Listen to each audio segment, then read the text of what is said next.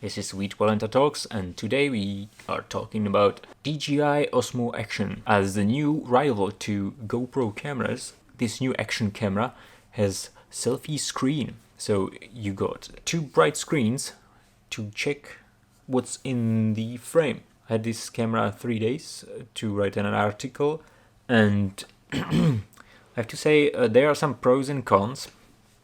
So firstly, let's say some pros. You've got manual exposure for video and also for photography. You've got two time lapses, one that creates video and one that creates photos. Settings is same for both. The HDR mode looks great. You don't have it 60 frames per second because it probably combines two exposures, and you can probably see it in skies on my example. When you move the camera through space quick enough, you will see it. You got two slow motion modes, not exactly. You can have 8 times slowed or 4 times slowed for full HD and HD. It's great for social networks or small productions. But for bigger productions, I wouldn't recommend it because, firstly, you got better cameras. You can lend to do the job better.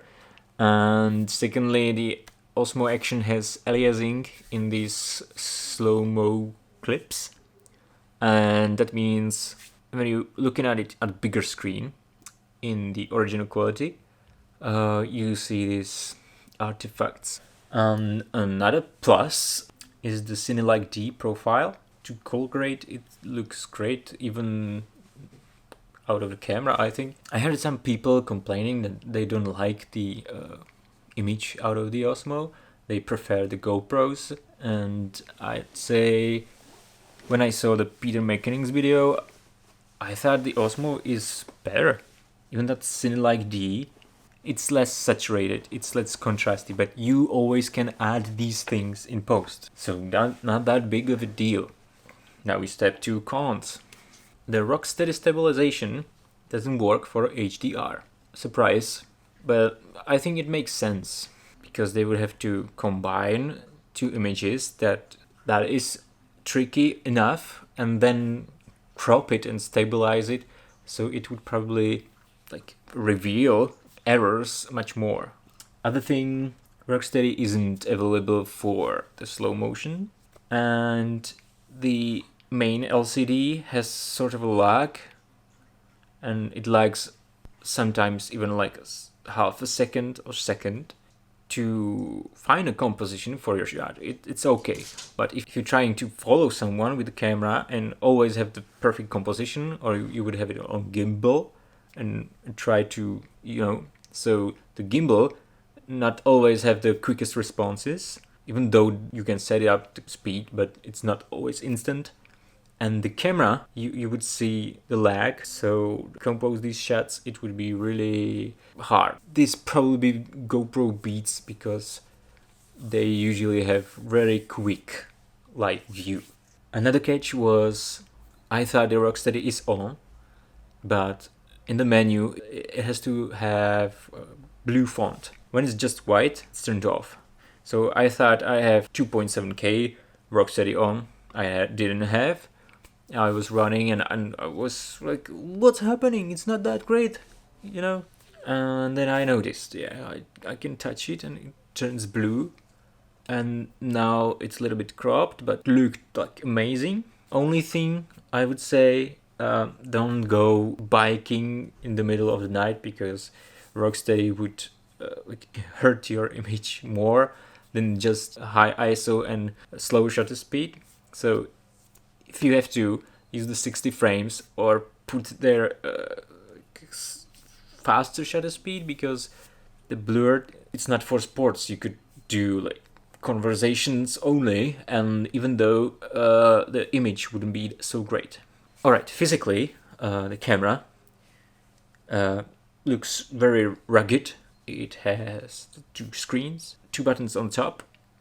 When you have a sleep mode or the camera is turned off, and you push the record button, it always starts a video. If you want to wake up the camera by pushing this button and expecting to be in the mode as you were when it's turned off, it doesn't work. You have to push the on-off button. Third button that flips the view of the screen, and while you're recording the first time, you have to confirm. You don't have to show that warning again, that the recording will stop and make a new file when you switch the screens. There can be like a second or something missing. So if you're recording like a concert or something, you have to work with that. Yeah, interesting was the battery. It doesn't have any cover. The cover is part of the battery. So it has this rubber ring around it. There are 2 locks to hold the battery, and it looks reliable. Thanks to that, the battery can be a little bit bigger. They didn't put any sealing inside, so if you're changing the battery and the camera falls into sea, you're screwed. So changing battery in a safe space, please. Yeah, another thing that was between pro and con, a little bit like neutral, was the slot for SD card. So they add the USB-C port, and under that is the micro SD card slot. And it's hard to get it out. So they expect you to buy a big, like 250 gig card and leave it in, and always dump the files through that USB-C. It makes sense, but I usually just take it out and put other SD card instead. Okay, good news is you can use U3, so video rating V30 should be enough. When you put slower card, sometimes it records and it puts a warning on a screen that you're using slow card, and video will probably stop. So you can get few seconds. You could probably record 2.7K. That should work, I think. But 4K 60, you need that V30 and higher. By accident, I changed cards from older GoPro. I put it in that Osmo and it recorded. Some files didn't. I think the 4K 60, but the HDR that you saw recorded. Yeah, for photos, this camera does DNG files and JPEGs. In the JPEGs, you get a lot of sharpening. So if you're like a photographer who likes to play with your photos, you probably you want to step down the sharpening and you want to use the DNG file. So you get like more options. I was trying to take a picture of my dog. It was like 50 centimeters away and it was already a little bit blurry. So group shots, use a pole or selfie stick. And there's also the bracketing for pictures. There's sequential shooting and there's bracketing. And it allows you to take 3 or 5 pictures, and you can set the steps of the exposure in exposure steps EV. So when you get this, landscape shot, and it's in sunset or difficult lighting conditions, you can use this mode. Stand it on a flat, not moving surface, and use this bracketing mode. It will shoot 5 pictures, and you can use whichever you want, or you can make the final image in Photoshop by using all of them. Put it on layers. Okay, question is this better than GoPro Hero 7? Maybe, maybe not. Depends what you expect. If you want that stabilization, it's fine. Maybe GoPro's offers similar or better. I don't know. I think it's very close. It offers 4K 60 with good image. it offers full HD with usable image. The other modes are quite pleasing to me, and the price is less than a GoPro Hero 7.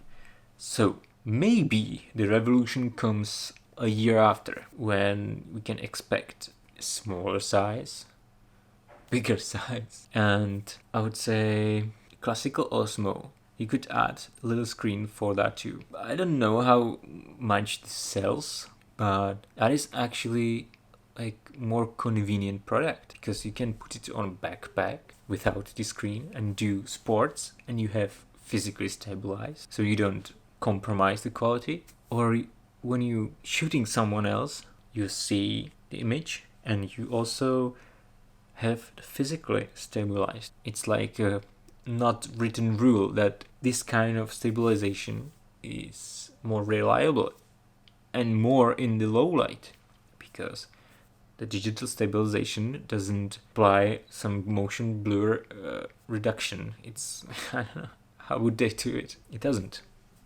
I actually would buy this Osmo most likely than the GoPro, because I like my Hero 4, and everything after that had some sort of disappointments for me. So I'm skeptical against that brand, but maybe I will also against the DJI. I don't want to say pessimistic, but I'm very skeptical. So thank you for visiting my channel and my video, and I hope you'll visit me again with another product. I will probably do some interviews or like behind the scenes of bigger projects. So in time, possibly, we'll see each other again.